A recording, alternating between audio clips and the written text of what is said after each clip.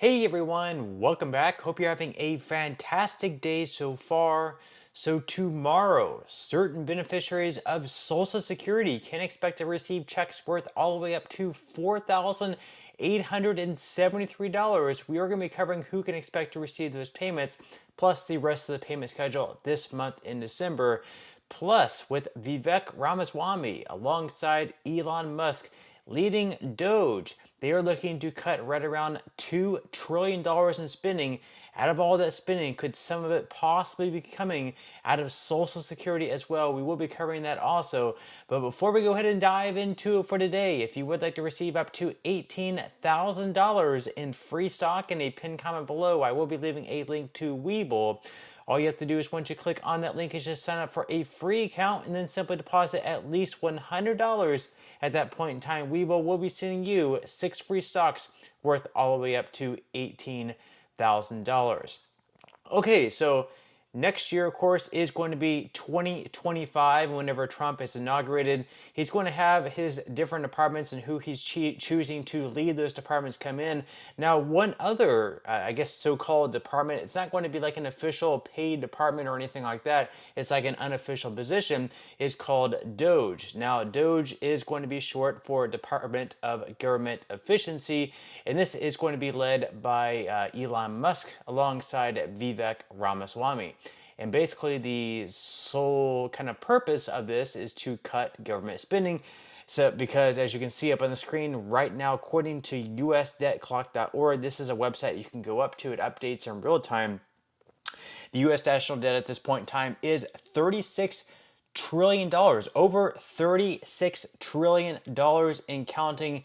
And the amount of money that we just spend on interest is just bloated at this point in time. It's completely ridiculous. This is a number that can easily hit $40 trillion plus if we don't get it under control. That's exactly why Elon Musk is leading this, to make sure that we are no longer going to continue going into debt, and we're not going to end up like $50 trillion in debt within the next 4 years or so. Now, of course, out of this cuts, I believe Musk wants to cut right around $2 trillion, which, as you can imagine, would be a lot to cut. Now, according to BBC, Elon Musk and Vivek Ramaswamy are in Capitol Hill to discuss their newly announced advisory team that the two billionaires say will cut regulations, spending, and headcounts within the federal government. Said, quote, "The taxpayers deserve better," House Speaker Mike Johnson said on Thursday ahead of a meeting with Musk and Ramaswamy. He went on to say they deserve a more responsive government and a more efficient government. Now, the Department of Government Efficiency, or Doge, seemingly a winking reference to Musk's cryptocurrency of choice, Dogecoin, was first announced by Donald Trump last month. Now, they go on to say here, of course, it is not a government department, as I mentioned just a moment ago. So, though Doge has the clear support of Trump and has the word department in its name, it is not an official government department, the type of body that has to be established through an act of Congress and typically employs thousands of staff. Instead, it seems Doge will operate as an advisory body run by two of Trump's closest allies and with a direct line to the White House. In an opinion piece published by the Wall Street Journal last month, Musk and Ramaswamy said they would serve as outside volunteers, not federal officials or employees. The pair will assist Trump's transition team in recruiting the Doge team, they said, who will provide guidance to the White House on spending cuts and compile a list of regulations they believe are outside agencies' legal authority. So basically, their goal here is cuts, cuts, and more cuts. So the specifics do not seem to be nailed down, but the overall picture is clear. Doge's leaders want major government reform by the way of major cuts. The federal bureaucracy represents an existential threat to our republic, Musk and Ramaswamy wrote in the Journal. Unlike government commissions or advisory committees, we won't just write reports or cut ribbons, we'll cut costs. Now, Musk, the world's richest person, has said he can find more than $2 trillion in savings, around a third of annual federal government spending. And the two have said they will slash federal regulations, oversee mass layoffs, and shut down some agencies entirely. Now, if some of you are interested in perhaps working with these two, alongside these two, if there are any areas that you can also see cuts in, they are accepting applications.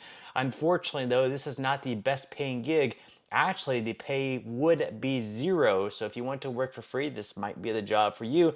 So they go on to say, of course, that compensation is zero. Musk has solicited employees on X, formerly Twitter, the social media platform he owns.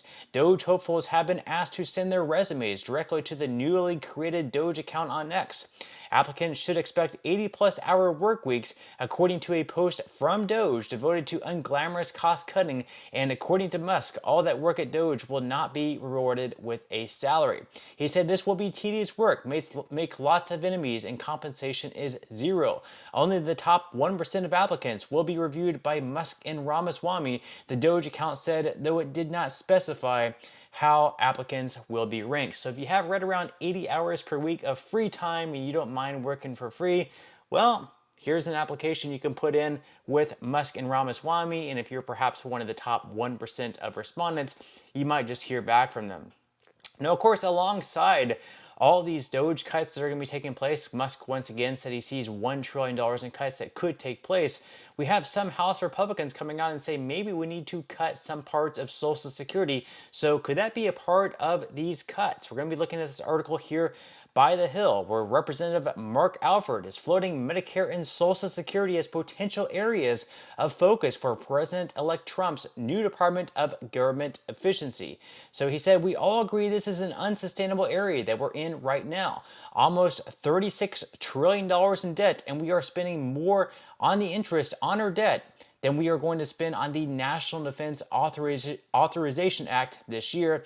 And on the front end of Social Security, I think there's a way when people are living longer, they're retiring later, then on the front end, we can move that retirement age back a little bit. So perhaps maybe they will be looking into raising the full retirement age from 67 up to 69 or 70. Although just a few months ago, and even really over the last year, Trump has said we are not going to be touching Social Security whatsoever.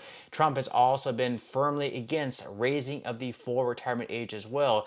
So this is something that Trump is against, although will some Republicans rally against that and try to raise the full retirement age? That is something that we will have to wait and see.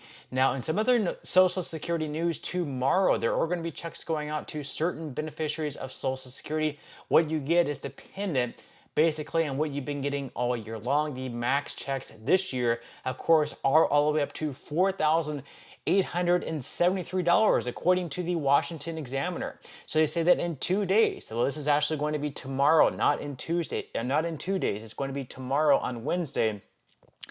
Millions of Social Security recipients will receive their retirement checks for the month of December, worth up to $4,873 per check for those who retire at 70 years old. Social Security beneficiaries who were born from the 1st through the 10th of a month will receive their regular monthly checks for December from the Social Security Administration on Wednesday. So once again, if you are one of the ones that are going to be receiving up to $4,873, you would have had to have maxed out your income throughout your working years, and you also would have had to wait all the way until the age of 70 to receive this max retirement benefit. Now, next year in 2025, this is going to be very close to $5,000 per month for the max monthly check. Now, the article goes on to say that the distribution of payments is divided by the days of the month a recipient was born into 3 waves, with Wednesday's payment being the first wave.